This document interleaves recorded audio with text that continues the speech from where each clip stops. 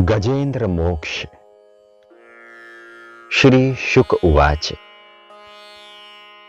एवं व्यवसितो बुद्धया समाधाय मनोहृदि जजाप परमं जाप्यं प्राग्जन्मन्यनुशिक्षितम्। गजेंद्र उवाच। ओम नमो भगवते तस्मै यत् एतच्चिदात्मकं पुरुषायादिबीजाय परेशायाभिधीमहि। यस्मिन्निदं यतश्चेदं येनेदं य इदं स्वयं यो अस्मात् परस्माच्च परस्तं प्रपद्ये स्वयंभुवम्। यः स्वात्मनीदं निजमाययार्पितं क्वचित् विभातं क्वच तत्तिरोहितम्। अविद्धदृक्साक्षिभयं तदीक्षते स आत्ममूलोऽवतु मां परात्परः।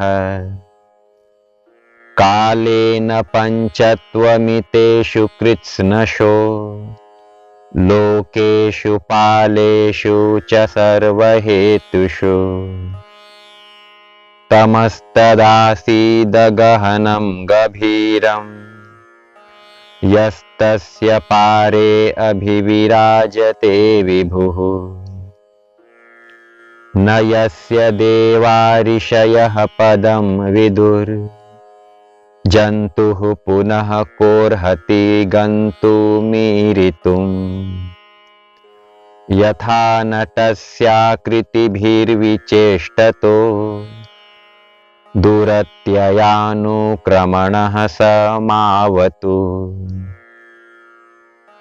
दिदृक्षवो यस्य पदं सुमङ्गलम् विमुक्तसङ्गा मुनयः सुसाधवः चरन्त्यलोकव्रतं व्रणं वने भूतात्मभूताः सुरदः समे गतिः।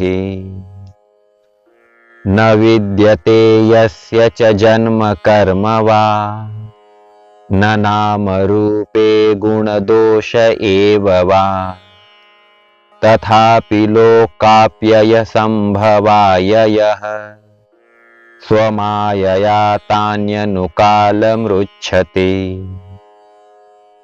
तस्मै नमः परेशाय ब्रह्मणे अनन्तशक्तये अरूपायोरुरूपाय नम आश्चर्यकर्मणे। नम आत्मप्रदीपाय साक्षिणे परमात्मने। नमो गिरां विदुराय मनसश्च चेतसामपि। सत्त्वेन प्रतिलभ्याय नैष्कर्म्येण विपश्चिता नमः कैवल्यनाथाय निर्वाणसुखसंविदे। नमः शान्ताय घोराय मूढाय गुणधर्मिणे निर्विशेषाय साम्याय नमो ज्ञानघनाय च। क्षेत्रज्ञाय नमस्तुभ्यं सर्वाध्यक्षाय साक्षिणे पुरुषायात्ममूलाय मूलप्रकृतये नमः।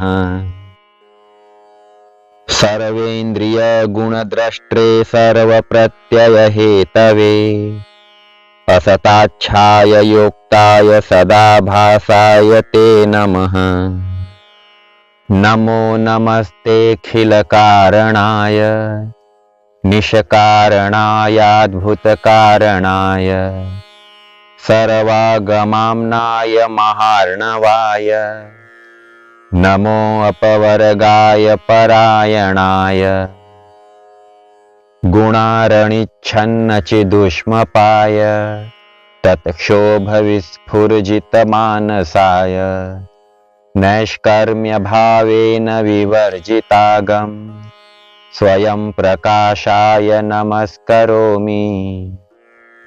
मादृकप्रपन्नपशुपाशविमोक्षणाय मुक्ताय भूरि करुणाय नमो लयाय स्वांशेन सर्वतनुभृन्मनसि प्रतीत प्रत्यग्दृशे भगवते बृहते नमस्ते।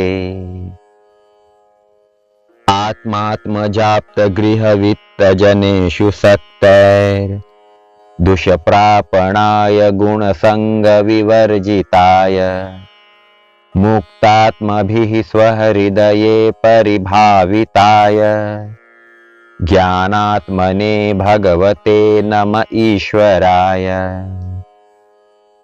यं धर्मकामार्थविमुक्तिकामा भजन्त इष्टां गतिमाप्नुवन्ति किं त्वाशिशोरात्यपि देहमव्ययम् करोतु मे दभ्रदयो विमोक्षणम्।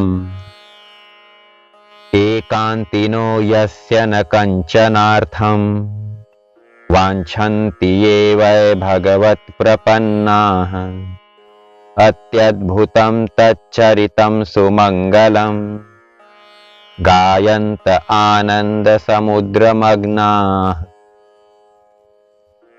तमक्षरं ब्रह्म परं परेशमव्यक्तं माध्यात्मिकयोगगम्यम् अतीन्द्रियं सूक्ष्ममिवातिदूरमनन्तमाद्यं परिपूर्णमीडे यस्य ब्रह्मादयो देवा वेदा लोकाश्चराचराः नामरूपविभेदेन फलग्व्याचकलया कृताः यथार्चिषो अग्निः सवितुर्गभस्तयो निरयान्ति संयान्त्यसकृत् स्वरोचिषः तथा यतोऽयं गुणसम्प्रवाहो बुद्धिर्मनः खानि शरीरसर्गाः।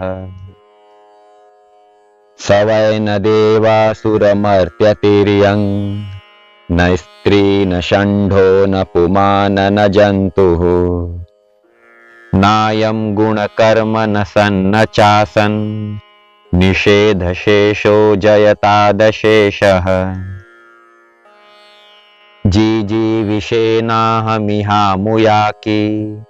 मन्तरबहिश्चावृतये भयोन्या इच्छामि कालेन न यस्य विप्लवस्तस्यात्मलोकावरणस्य मोक्षम्।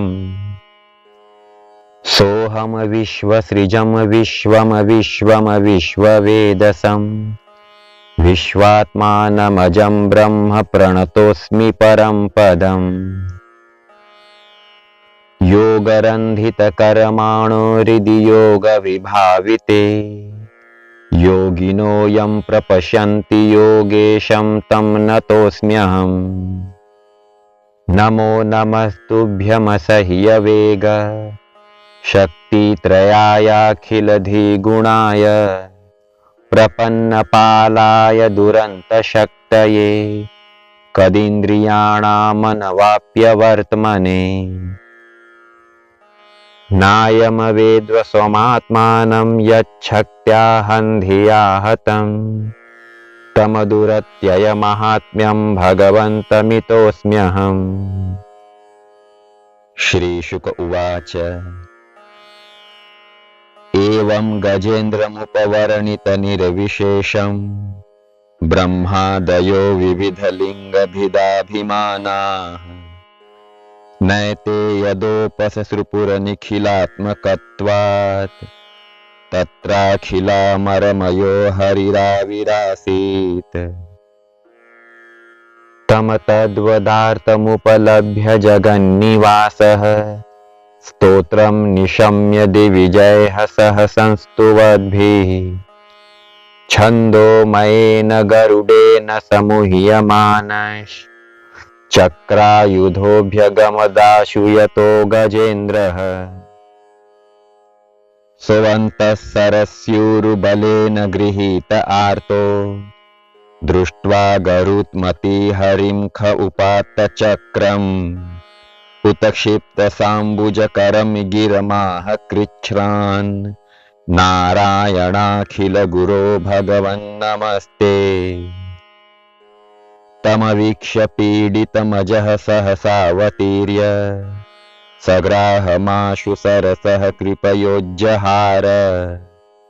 ग्राहादविपाटितमुखादरिणा गजेन्द्रम् सम्पश्यतां हरिरमुमुच दुःश्रियाणाम्।